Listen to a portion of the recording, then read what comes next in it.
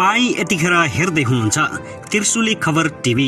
24 घण्टा ताजा खबरको लागि हाम्रो च्यानललाई सब्स्क्राइब गर्नुहोला, नजिक रहेको बेल आइकन दबाई हामीसँग जोडिनुहोला। आज त्यो कालो दिन, नारायणहिटी दरबार हत्याकाण्डको आज 21 वर्ष पुरा। अहिलेसम्म पत्ता लाग्न सकेन हत्याकाण्ड। मर्यादाक्रम हेरफेर पूर्व राजा छैटौं स्थानमा, शिक्षक पनि समेटिए। पूर्व राजा ज्ञानेन्द्र शाहले दिए यस्तो अभिव्यक्ति। बालेन शाहलाई प्रधानमन्त्री देउवाले भने, तपाईले चमत्कार गर्नुभयो, मेरो सधैँ समर्थन रहनेछ। एमाले अध्यक्ष ओली र देउबाको प्रेरणाले थप ऊर्जावान बनाएको मेयर बालेन शाहको भनाई। आफूलाई पुग्ने भ्रष्टाचार गर्नेले नै अरूको विरोध गर्छन्, कमल थापाको व्यङ्ग्य। कांग्रेसलाई सिद्धाउँछु भन्ने माओवादी केन्द्रका अध्यक्ष प्रचण्ड भर्ती। कांग्रेस भयो आक्रोश। कांग्रेस ठेगान लगाइदिने प्रचण्डको चेतावनीपछि रामचन्द्र पौडेलको ठाडो जवाब। हामी हार बेहोर्न तयार छौं, कसैको शरणमा परिदैन। बरु हार बेहोर्छौं, माओवादीको साथ चाहिँदैन। हामीले हारेका ठाउँमा हल्का फुल्का होइन, गम्भीर समीक्षा गर्नुपर्छ, प्रचण्डको भनाई। अहिले हाम्रो व्यवहार बुर्जुवा भन्दा फरक देखियो। कांग्रेसलाई प्रचण्डको चेतावनी। एमालेलाई जस्तै ठेगान लगाउन नपरोस्। आखिर किन न्यू खोज्दैछन् नेपाली कांग्रेससँग प्रचण्ड?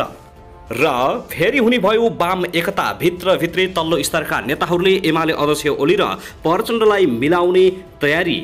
प्रचण्डले पनि यता कांग्रेससँग न्यू खोजेर अलग्गिने तयारीमा। अब हेर्नुहोस् पूरा समाचार।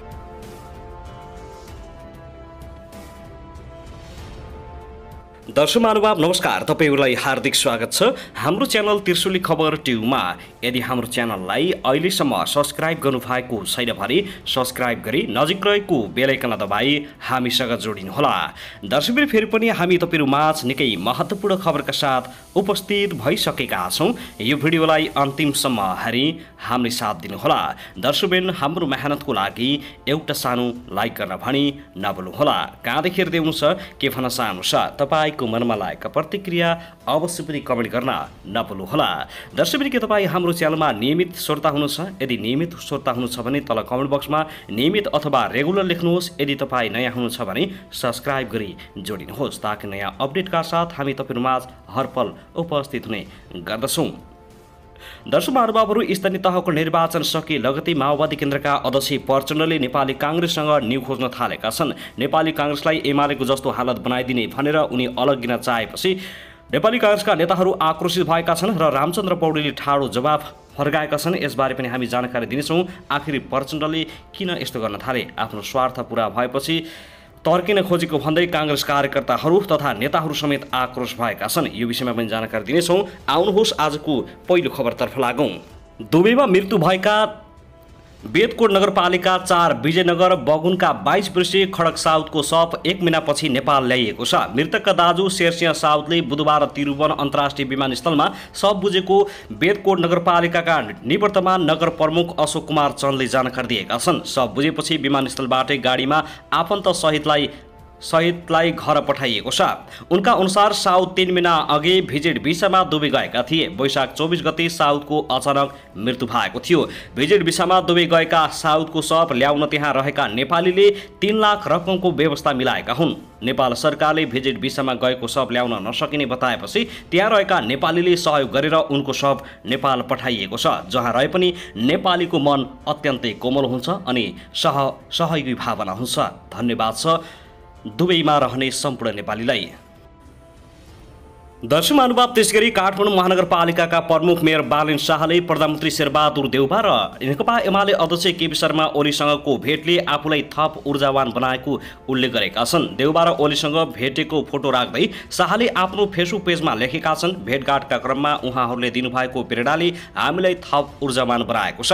काठमाडौँको उन्नति, समृद्धि र सकारात्मक परिवर्तनका लागि छलफल गर्न, सुझाव समेट्न र सहकार्यका लागि पहल गर्न धेरैभन्दा धेरै व्यक्तित्वसँग भेटघाट गरिरहेको भन्दै बालेन शाहले देउवा र ओलीसँगको भेट पनि सोही सिलसिलामा भएको प्रश्न पारेका छन्। हाम्रा लक्ष्यहरू विशाल र पवित्र छन्।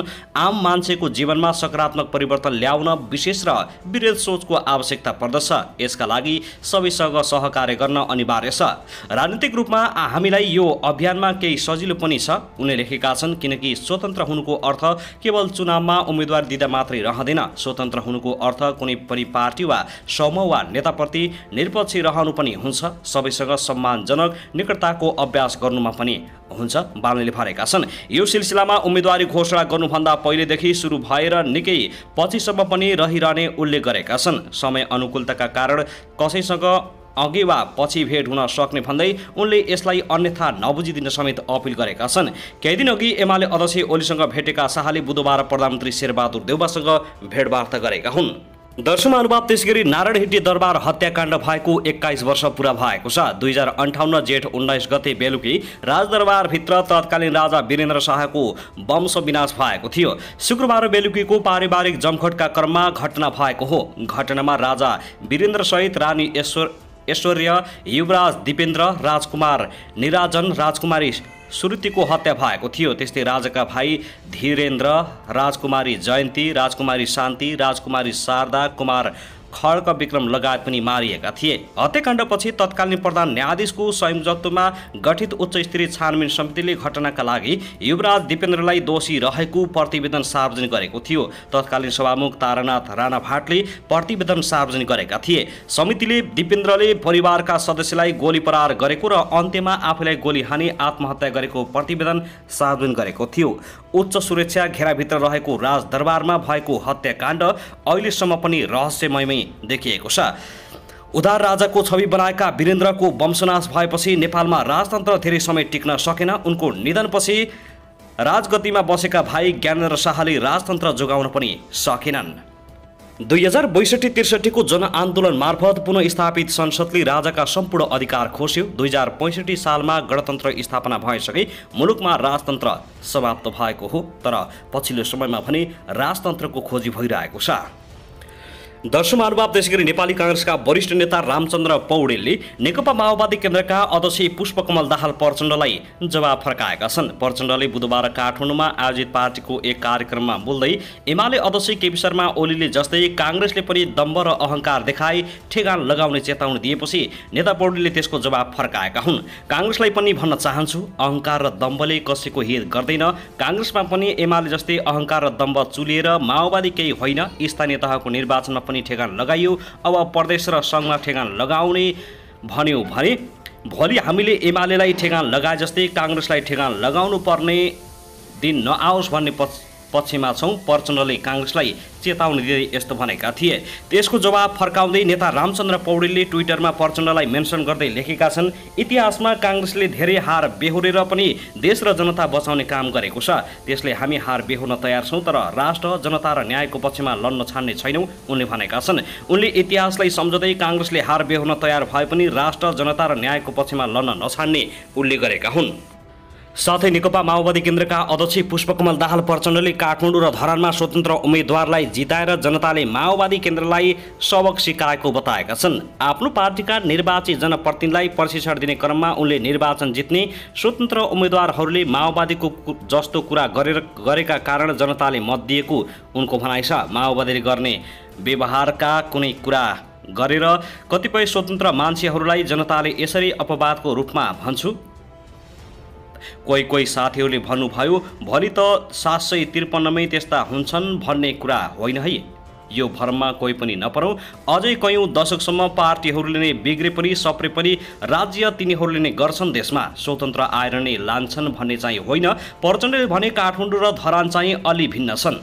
अरू कोही स्वतन्त्र मैले ठानेका छैन, तर ती भिन्नलाई मैले हेर्दा के देख्छु भने उनीहरूले माओवादीको जस्तो कुरा गरेका छन्, त्यस्तो भएर जनताले मत दिएर जितेका हुन्। देशमा अझै कयौं दशकसम्म पार्टीहरूले नै राज गर्ने उल्लेख गर्दै पार्टी प्रणालीलाई कमजोर बनाएर स्वतन्त्रको राज्य नचल्ने समेत चेतावनी दिएका छन्।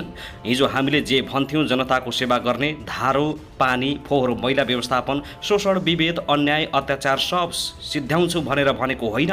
हामीले राम्रोसँग नगरेको देखेपछि ल हेर त तिमीहरूले गर्दैनौ भनेर हामी यसो गरिदिन्छौं भनेर जनताले हामीलाई नै सबक सिकाएको जस्तो लाग्छ मलाई, उनले भनेका छन्।